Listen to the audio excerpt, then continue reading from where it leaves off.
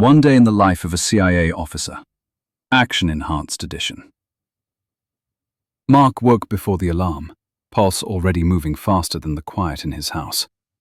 Years in the agency had rewired his instincts. He could sense tension in the air the way others sensed weather. Downstairs, the dim kitchen light carved out a small island of warmth, but even here the world felt on edge. He opened his agency tablet. Encrypted alerts flickered. One line caught his eye immediately. The unusual financial cluster. Priority flag.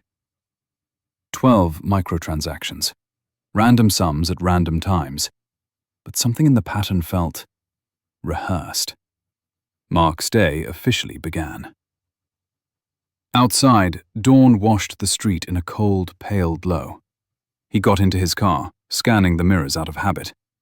Nothing unusual. But experience told him, the moment something looks normal, that's when you're being watched hardest. The CIA building was a fortress of glass and silence. He passed through security, reached the briefing room, and instantly felt the tension. Lauren looked pale.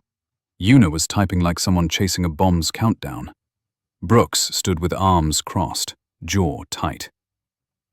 "Morning," Mark said. "What are we dealing with?" Brooks tossed him a folder. 12 transfers. They form a code, recruitment pattern, and we think one of the senders was tailed. Tailed by who? Mark asked. We don't know, Lauren said. But one thing's clear. Whoever's behind this is moving faster than we expected. Mark's pulse sharpened. All right, let's get to it. It didn't take long for the digital clues to point to an abandoned industrial zone outside the city. Sigma unit geared up. Black tactical gear, comms, non-reflective visors. They were the agency's scalpel. But Mark had a bad feeling. He wasn't supposed to go into the field today.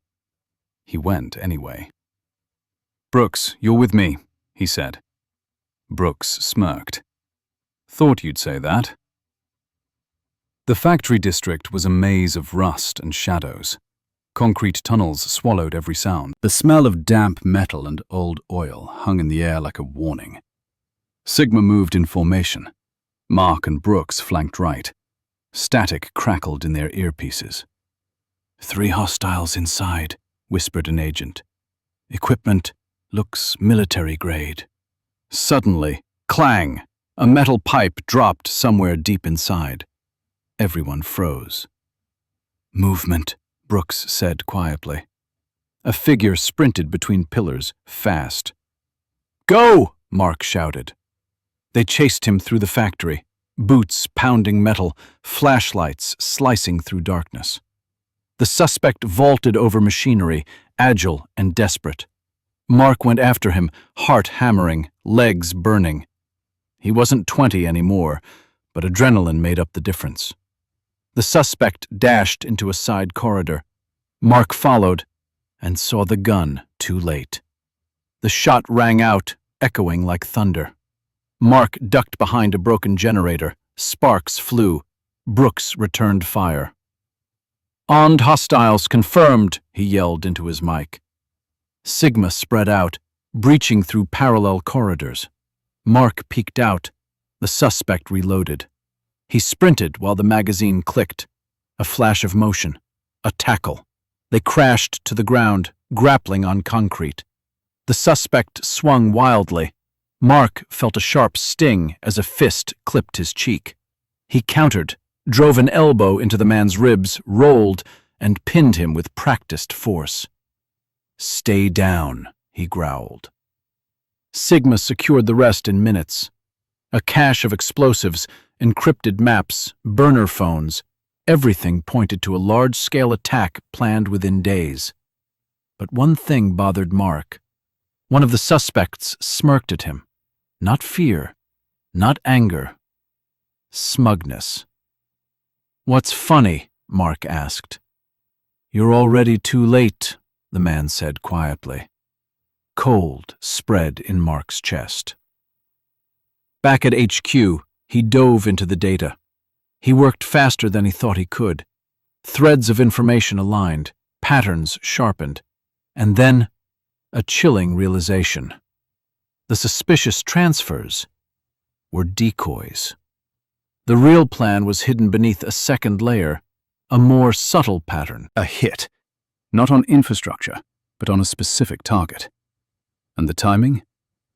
Tonight. Mark grabbed his gear. Brooks, wheels, now!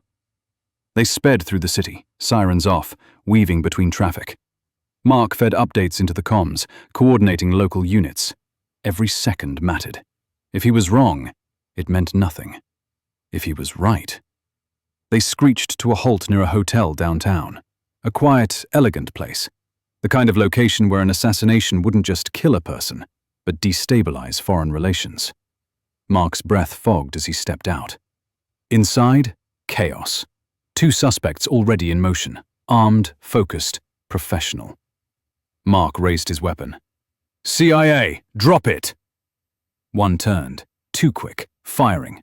The lobby erupted into shattering glass and ricocheting echoes. Mark dodged behind a marble column. Brooks returned fire, pushing forward with controlled bursts. Suspects heading to ballroom corridor, someone shouted through comms. Mark sprinted. Rounds cracked past his shoulder. The corridor twisted left, right, then opened into the ballroom, where diplomats were gathering for a closed-door meeting. The suspects were seconds away. Mark didn't think. He charged. A flying tackle sent one crashing into a table. The second raised his pistol, but Brooks took him down with a clean, precise shot to the shoulder. Silence fell. Broken glass glittered like ice. Dozens of stunned diplomats stared. Mark's chest rose and fell with heavy, burning breaths. He had made it. Barely. Hours later, after statements, evidence logs, and debriefings, Mark drove home under a sky turning orange. His hands still trembled slightly, not from fear, but from the adrenaline slowly leaking out of his veins. At home, everything was quiet. He checked on his daughter. Emily slept peacefully, unaware that her world almost tilted into darkness tonight. He watched her for a long moment. That was why he did it. Not for glory, not for medals, but for this quiet room, this soft breathing, this fragile peace. Tomorrow would begin again, with silence, with coffee, with danger rising in new shapes. But he would face it, because that was the job, and because someone had to stand between the shadows and the light.